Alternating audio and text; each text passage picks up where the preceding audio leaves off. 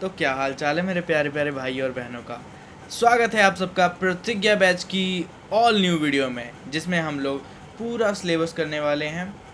ये बैच सबसे शानदार बैच होने वाला है पूरी एमएलटी का, आई गेस, क्योंकि इससे ज़्यादा डिटेल्ड, ठीक है, डिटेल्ड की बात कर रहा हूँ, इससे ज़्यादा डिटेल्ड एक्सप्लेनेशन आपको कहीं पे भी नहीं मिलने वाली। डिटेल्ड एक्सप्लेनेशन आपको कहीं पे भी नहीं मिलने वाली।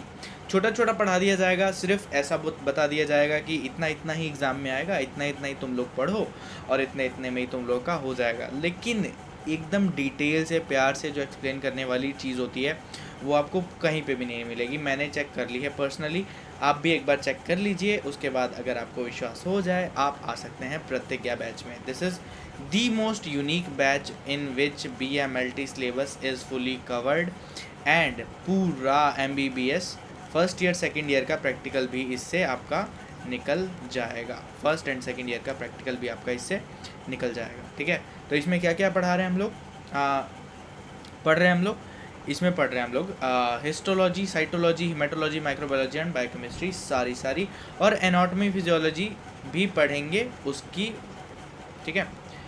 एनाटॉमी फिजियोलॉजी भी पूरी हम लोग पढ़ने वाले हैं तो इसमें, ठीक है। तो welcome you all guys to Virtus Biomedicine channel presents Pratigya batch, a promise of syllabus completion. Fixation की बात चल रही थी यहाँ पर, fixation and types of fixative पे थे हम लोग। तो यहाँ पर फिक्सेटिव्स के बारे में कुछ पढ़ा था हमने, फिक्सेशन क्या होता है, साइटोलॉजिकल और हिस्टोलॉजिकल का जो हिस्टोलॉजिकल टेक्निक्स होती है उनका जो फर्स्ट स्टेप होता है वो फिक्सेशन होता है। फिक्सेशन से क्या होता है, aim of fixation, ideal fixative में ये 7 पॉइंट लिखोगे तो आपको फुल बटा फुल मार्क्स मिल जाएंगे, ठीक है। ये हमने देखा था। और कुछ आगे टाइप्स ऑफ फिक्सेटिव, कितने तरह के फिक्सेटिव हो सकते हैं। तो फिक्सेटिव पढ़ने से पहले हमने 4 क्लासिफिकेशन पढ़ी थी फिक्सेटिव की। नेचर पे बेस्ड फिक्सेटिव की क्लासिफिकेशन, केमिकल प्रॉपर्टीज़ पे बेस्ड फिक्सेटिव की क्लासिफिकेशन, कंपोनेंट्स के कितने प्रेजेंट हैं, 1 या 2, उस पर फिक्सेटिव की क्लासिफिकेशन, और एक्शन ऑफ प्रोटीन कोएगुलेटिव है या फिर नॉन कोएगुलेटिव है, उस पर हमने फिक्सेटिव पढ़े थे, ठीक है। तो नेचर के हिसाब से फिक्सेशन कितने तरह की हो सकती है, इमर्जन फिक्सेशन हो सकती है, हम लोग यही पढ़ रहे थे अभी फ़िलहाल। इमर्जन फिक्सेशन हमने पढ़ लिया कि पूरा टिश्यू को इमर्ज कर दो बाल्टी में, टिश्यू को पूरा जो ऑर्गन है उसको लेके बाल्टी में फॉर्मेलिन भर के उसको इमर्ज कर दो।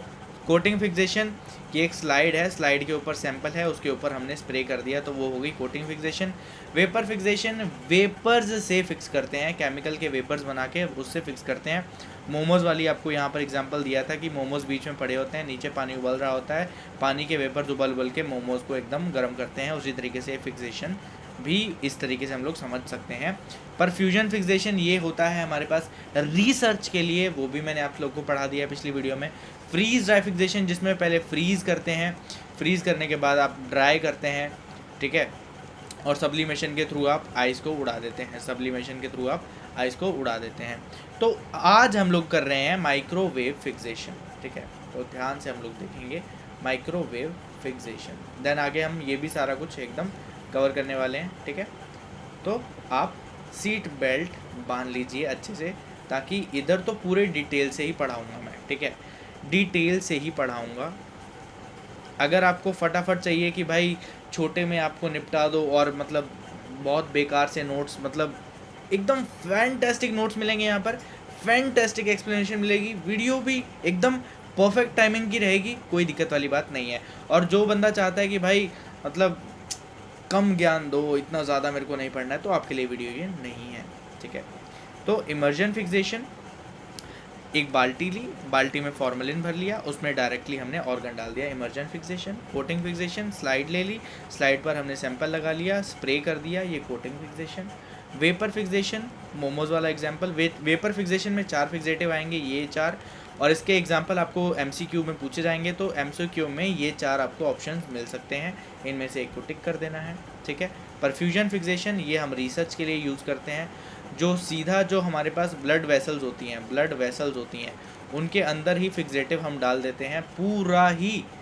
जैसे मान लो ये मेरी नस है, नस के अंदर ही हम डायरेक्ट फिक्सेटिव डाल देंगे, तो नस जहाँ जहाँ पूरी बॉडी में जा रही है हर जगह फिक्सेटिव चला गया तो पूरी बॉडी अपने आप ही फिक्स हो जाएगी, ये होता है perfusion fixation. Freeze drying fixation, पहले फ्रीज कर दिया, पहले फ्रीज़ कर दिया कितने टेम्परेचर पे, -160 डिग्री सेल्सियस पे हम लोगों ने क्या कर दिया, फ्रीज़ कर दिया। उसके बाद हमने लिक्विड नाइट्रोजन, प्रोपेन या फिर आइसोपेंटेन, इन तीनों में से कोई एक को उठा लिया और वहाँ पर हमने क्या कर दिया, फ्रीज़ कर दिया। ठीक है, इसको बोलते हैं हम क्वेंचिंग। तो क्वेंचिंग हम चिल्ड मेटल से भी कर सकते हैं, चिल्ड मेटल के बगल में आपने टिश्यू रख दिया उससे भी कर सकते हैं।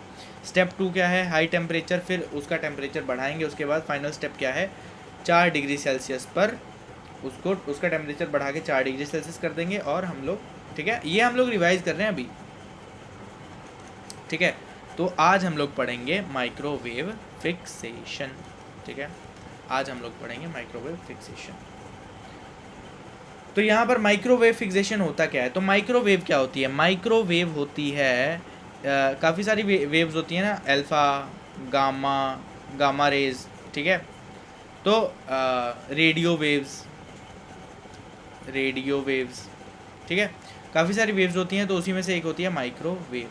ठीक है, तो इसके बारे में पढ़ते हैं। तो माइक्रोवेव से हम लोग फिक्स करते हैं, माइक्रोवेव से हम लोग क्या करते हैं, ये वेव होती है, इस वेव से हम लोग क्या करते हैं, फिक्सेशन करते हैं। तो इस जो वेव है उसके बारे में पढ़ते हैं। इलेक्ट्रोमैग्नेटिक वेव होती है ये, इसकी जो फ्रीक्वेंसी होती है 300 मेगाहर्ट्ज से 300 गीगाहर्ट्ज तक होती है। और जो वेवलेंथ है, वेवलेंथ क्या है, ये जो वेव होती है इस तरीके से चलती है। ठीक है, और वेवलेंथ क्या होता है, इन दोनों के बीच में जो डिस्टेंस होता है इसको हम बोलते हैं वेवलेंथ। सेंटीमीटर टू नैनोमीटर तक इसकी वेवलेंथ होती है। सेंटीमीटर क्या होता है, 10⁻⁻2 से लेके 10⁻⁹ तक होती है इसकी मीटर्स तक। ठीक है, और scientific microwave oven and medical microwave oven both operates on the frequencies of इतना और इतना। जो साइंटिफिक माइक्रोवेव अवन है, जो साइंटिफिक लैब में यूज़ होते हैं वो, और मेडिकल माइक्रोवेव अवन्स जो हैं वो इतनी फ्रीक्वेंसीज पर यूज़ होते हैं। ये तो रहा हमारा माइक्रोवेव का हमारा बेसिक फंडा क्लियर हो गया। ठीक है, उसके बाद हम लोग पढ़ रहे हैं क्या, कि जो प्रिंसिपल माइक्रोवेव फिक्सेशन है, प्रिंसिपल है माइक्रोवेव फिक्सेशन का, वो हम एक बार देख लेते हैं। सिद्धांत, किस सिद्धांत पे माइक्रोवेव फिक्सेशन काम करता है। माइक्रोवेव जो होती है, जो माइक्रोवेव होती है, ये एक वेव है, माइक्रोवेव एक वेव है। ये जब ट्रैवल करती है किसी बॉडी के थ्रू, जब ये ट्रैवल करती है तो ये हीट जनरेट करती है। फॉर एग्जांपल यहाँ पर टिश्यू पड़ा है, ठीक है, टिश्यू रखा हुआ है। अच्छा ठीक है, अगर कुछ नहीं है, एनवायरनमेंट में कुछ नहीं है, तो वेव कैसे ट्रैवल करती है, जैसे सन है, ठीक है, सन है, सन से काफ़ी सारी वेव्स होती है, यूवी रेडिएशन धरती पर आती है। ठीक है, सन से काफ़ी सारी रेडिएशन धरती पर आती हैं, तो वो कैसे ट्रैवल करती हैं, ऐसे ट्रैवल करती हैं। अगर कुछ भी ना हो तो सीधा वेव ट्रैवल करती है। अगर बीच में हम लोग, अगर किसी वेव, कोई वेव है, वेव ट्रैवल करना चाह रही है और बीच में टिश्यू आ जाए, बीच में टिश्यू आ जाए, अगर कोई वेव जा रही है और बीच में टिश्यू आ जाए, तो यहाँ पर क्या आएगा, हीट इफेक्ट जनरेट हो जाएगा। तो जो सन से रेज़ आती हैं, सन से जो रेज़ आती हैं वो जब हमारी स्किन पे पड़ती है तो स्किन पे क्या जनरेट होती है, हीट जनरेट होती है। तो उसी तरीके से आप लोग समझ लो कि microwave generates heat which fixes the tissue. ठीक है, electromagnetic field is created by the microwave and dipolar molecules. Microwave और डाईपोलर मॉलिक्यूल्स, ये दो कारण हैं जिससे हीट जनरेट होती है। माइक्रोवेव और डाईपोलर मॉलिक्यूल्स, ये दो कारण हैं जिनसे हीट जनरेट होती है। For example water, dipolar molecule का हमारे पास क्या एग्जांपल हो गया, वाटर। डाईपोलर मॉलिक्यूल क्या होता है, जैसे ऑक्सीजन H ये हमारे पास होता है ना, तो ये एक डाईपोल की तरह भी काम कर रहा है। डाईपोलर मॉलिक्यूल वाटर को हम कंसीडर करते हैं। तो हमारे पास यहाँ पर क्या हो जाता है, दीज डाईपोलर मॉलिक्यूल्स ऑसिलेट, ये ऑसिलेट करते हैं इलेक्ट्रोमैग्नेटिक फील्ड में। जब इलेक्ट्रोमैग्नेटिक फील्ड, कहीं पर वाटर रखा होगा, किसी जगह पर पानी अगर पड़ा होगा, अगर वहाँ से हम लोग इलेक्ट्रोमैग्नेटिक फील्ड पास करेंगे तो जो वाटर के मॉलिक्यूल्स होंगे, वो ऑसिलेट करेंगे। जब वो ऑसिलेट करेंगे तो वो रैपिड काइनेटिक मोशन जनरेट करेंगे। जब रैपिड काइनेटिक मोशन जनरेट होगा तब यूनिफॉर्म हीट जनरेट होगी। जब भी देखो कोई मोशन होता है, तो वहाँ पर क्या जनरेट होती है, थोड़ी सी हीट जनरेट होती है, थोड़ी सी क्या होती है, हीट जनरेट होती है। जब हम अपने हाथ को रब करते हैं तेज़ी से तो क्या जनरेट होती है, हीट जनरेट होती है। उसी तरीके से किसी तरीके का अगर मोशन और फ्रिक्शन होता है, मोशन के साथ फ्रिक्शन होता है तो क्या जनरेट होती है, हीट जनरेट होती है। तो यहाँ पर जो जनरेट होगी heat, generated heat, this generated heat accelerates fixation and other steps of tissue processing। जो फिक्सेशन है उसको एक्सेलरेट कर देगी, मतलब उसको और तेज़ कर देगी, फिक्सेशन को तेज़ कर देगी और टिश्यू की प्रोसेसिंग को भी एक्सेलरेट कर देगी, यानी कि तेज़ कर देगी। ठीक है, ये जो हीट निकलेगी। तो कुल मिला के क्या हुआ हमारे पास, प्रिंसिपल क्या, इसका सिद्धांत क्या है माइक्रोवेव फिक्सेशन का, वेव ट्रैवल करती है, टिश्यू से टकराती है, टिश्यू से जब टकराती है तो यहाँ पर दो चीज़ें होती हैं, electromagnetic wave generates rapid kinetic motion dipolar molecules के कांटेक्ट में आके। ठीक है, तो हमारे पास क्या आएगा उसके बाद, रैपिड काइनेटिक मोशन से यूनिफॉर्म हीट जनरेट होती है, यूनिफॉर्म हीट से क्या होगा हमारे पास, फिक्सेशन शुरू हो जाएगा। ठीक है, the most important characteristic of microwave heat fixation, ये जो फिक्सेशन है वो किससे होता है, हीट से होता है। माइक्रोवेव से हीट निकलती है, हीट से क्या होता है, फिक्सेशन होता है। It ensures the homogeneous increase in temperature within the tissue. Microwave heat fixation से क्या होता है, होमोजीनियस इंक्रीज इन टेम्परेचर होता है पूरे टिश्यू में। होमोजीनियस क्या होता है, ये टिश्यू पड़ा है, अगर यहाँ से माइक्रोवेव पास कर रही है तो पूरी टिश्यू का जो टेम्परेचर है, पूरी टिश्यू का टेम्परेचर है एक साथ बढ़ेगा, पूरी टिश्यू का टेम्परेचर है एक साथ बढ़ेगा। ऐसा नहीं है कि यहाँ पर टेम्परेचर, इस कोने में टेम्परेचर कम रह गया और इस कोने में टेम्परेचर ज़्यादा हो गया, ऐसा नहीं होता है। पूरे जो जहाँ से आप माइक्रोवेव को ट्रैवल करवा रहे हो तो पूरी टिश्यू का टेम्परेचर जो है वो होमोजीनियसली सेम तरीके से बढ़ता रहेगा। ठीक है, it ensures the every part of the tissue is heated, मतलब पूरा जो टिश्यू का पार्ट है वो हीटेड हो गया है। माइक्रोवेव फिक्सेशन उसका इंश्योर करता है, उसको इंश्योर करता है। ठीक है, factor that controls temperature rise in microwave fixation. Microwave fixation को कौन से फैक्टर्स कंट्रोल करते हैं, ये चार ऑप्शन है। ये चार ऑप्शंस आपको एमसीक्यूज में भी पूछे जा सकते हैं अगर ज़्यादा डीप लेवल पर पेपर बना तो। डाइलेक्ट्रिक प्रॉपर्टी ऑफ मीडिया, कुछ भी मीडिया होता है, कोई भी मीडिया है दुनिया में कोई भी मीडिया है, मीडिया, ठीक है, मीडिया मतलब मीडियम कोई भी मीडियम है जिससे जिसके थ्रू ट्रांसफ़र हो सकता है ऑफ, मतलब समझो ना, जिसके जो फॉर एग्जांपल ये एक लोहा है, ठीक है, लोहे के थ्रू अगर कोई वेव ट्रैवल कर रही है तो ये इसका जो लोहा है, मतलब ये जो आयरन का जो ब्लॉक है बीच में, जो ये जो वेव ट्रैवल कर रही है और जो आयरन का ब्लॉक बीच में आ गया, इसका कुछ डाइलेक्ट्रिक कांस्टेंट होगा। इसका जो डाइलेक्ट्रिक कांस्टेंट होगा वो जो वेव है उसकी स्पीड और वेवलेंथ को इफेक्ट करेगा। ठीक है, तो यहाँ पर dielectric property of media जो है वो टेम्परेचर राइज को इफेक्ट करेगी, जिसका डाइलेक्ट्रिक कांस्टेंट जो है वो ज़्यादा हो जाएगा, वहाँ पर जो है हीट जो है वो ज़्यादा टिकने लगेगी। तो थर्मल प्रॉपर्टी ऑफ मीडिया कि वो ज़्यादा हीट को ट्रैप कर पा रहा है, अगर वो कोई चीज़ ज़्यादा हीट को ट्रैप कर पा रही है तो उसकी जो टेम्परेचर है वो जाहिर सी बात है ज़्यादा बढ़ेगी। तो रेडिएशन लेवल जो है, रेडिएशन लेवल मतलब अगर ये हमारे पास ब्लॉक है, इसके ऊपर एक मतलब इतनी कम रेडिएशन गिर रही है तो वहाँ पर क्या है, जो हीटिंग प्रोसेस है वो स्लो हो जाएगा। अगर बहुत ज़्यादा रेडिएशन गिर रही है तो वहाँ पर हीटिंग प्रोसेस जो है वो फास्ट हो जाएगा। ठीक है, बात समझ में आई क्या। Orientation and shape of object, orientation and shape of object, किस तरीके से वो ऑब्जेक्ट पड़ा हुआ है। ठीक है, अगर फॉर एग्जांपल उसका पूरा सरफेस वेव के कांटेक्ट में आ रहा है, माइक्रोवेव के कांटेक्ट में आ रहा है तो जल्दी हीट हो जाएगा।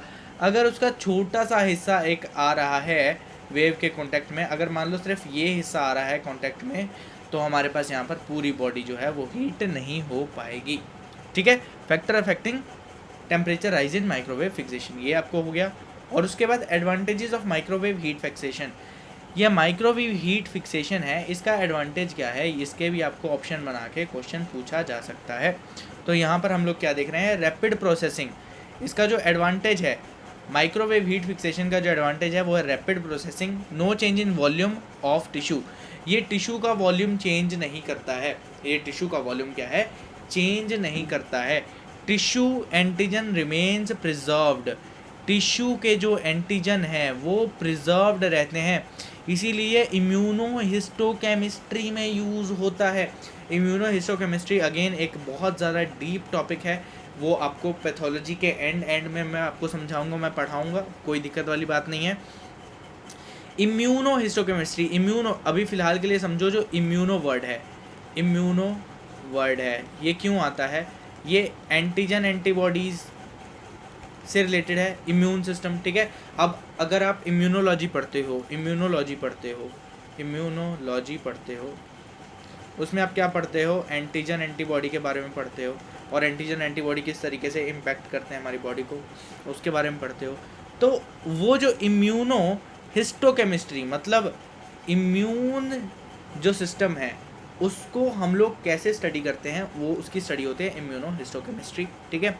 तो एंटीजन्स अगर सिक्योर रहेंगे तब उसी से हम इम्यून हिस्टोकेमिस्ट्री की स्टडी कर सकते हैं। अगर एंटीजन सेफ एंड सिक्योर बचे ही नहीं, फिक्सेशन के दौरान अगर एंटीजन्स बचे ही नहीं तो एंड में हम लोग ऑब्जर्व क्या करेंगे, अगर एंटीजन्स नहीं बचे तो ऑब्जर्व क्या करेंगे। इसीलिए ये जो माइक्रोवेव हीट फिक्सेशन है ये एंटीजन्स को क्या करता है, बचा के रखता है, ताकि हम लोग इसकी स्टडी कर पाएँ इम्यूनोहिस्टोकेमिस्ट्री में। It facilitates the staining reactions without any bad effects.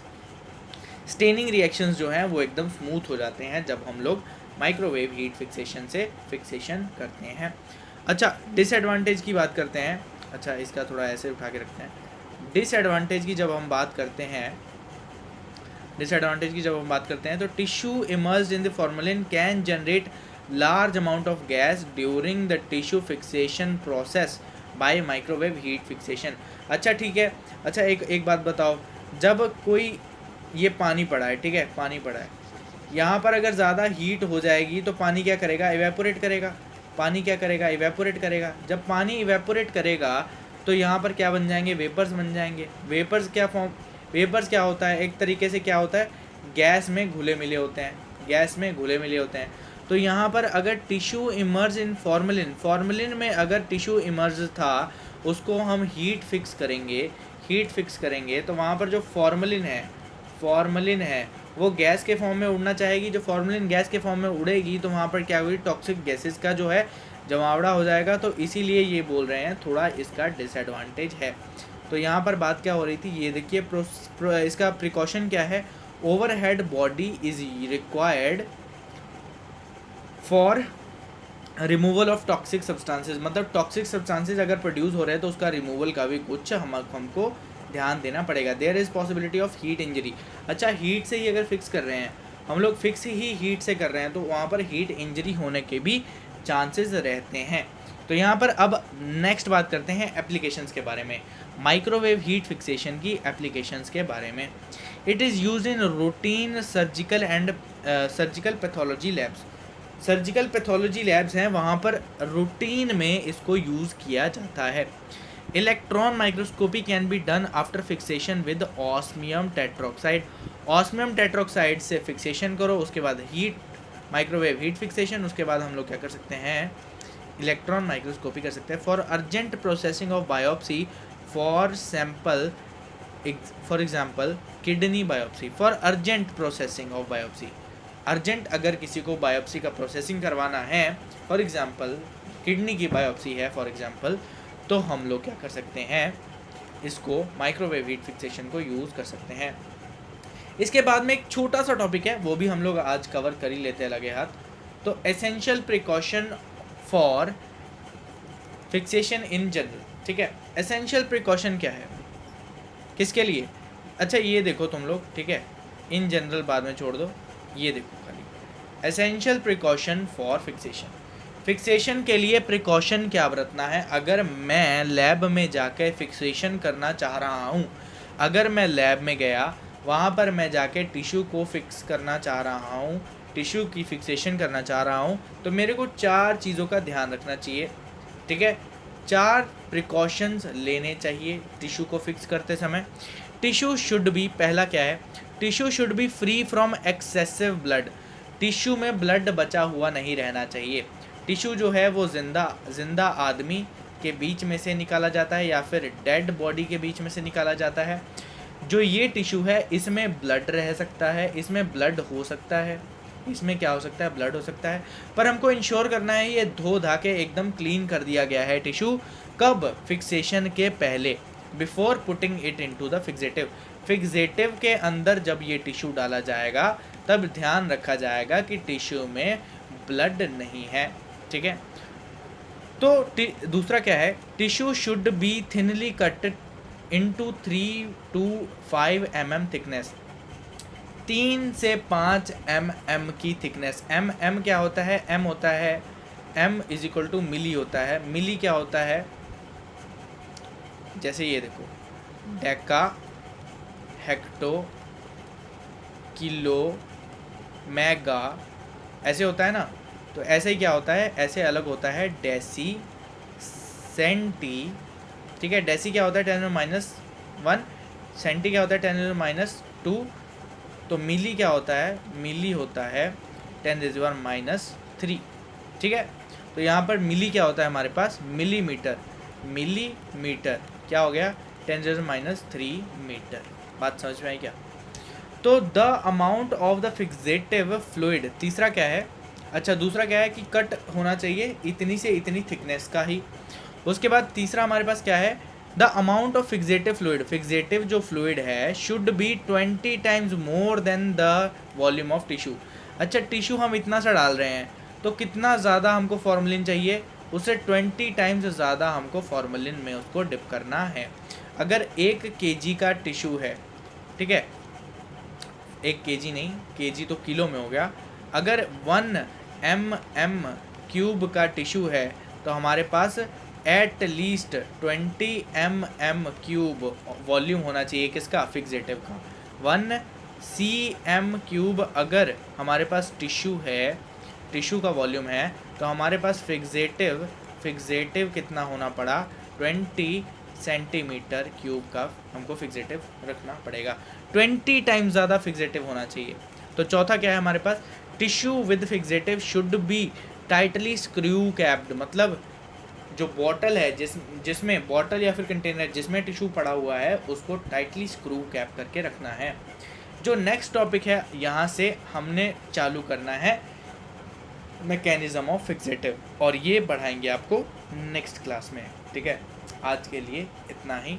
Thank you for listening, thank you for being calm, thank you for being attentive in the class, ठीक है। बहुत सारी चीज़ें जो होती हैं वो आपको प्यार प्यार से एक्सप्लेन करनी होती हैं, but this is the beauty of this batch, beauty of this batch कि यहाँ पर सारा कुछ एकदम अच्छे से एक्सप्लेन होगा, ठीक है। अगर आपके पास टाइम है और आप अच्छे से तैयारी करना चाहते हैं, डीप कॉन्सेप्ट्स में आप विश्वास करते हैं, डीप कॉन्सेप्चुअल लर्निंग, ठीक है, आप विश्वास रखते हैं इस पर, तो आप जुड़ सकते हैं मेरे साथ। You can subscribe to the channel, you can like the video and you can share it with your friends, क्योंकि यहाँ पर हर एक एग्ज़ाम की तैयारी हो रही है, चाहे वो हो एम्स, चाहे वो हो BSF, चाहे वो हो PGI, ठीक है, चाहे वो हो RRB, ठीक है। बहुत सारे ऐसे होंगे कि आपको डायरेक्ट पेपर खोल के दिखा देंगे, पर मेरे हिसाब से वो क्या है, मेरे को लगता है वो आलस का काम, ठीक है। क्यों?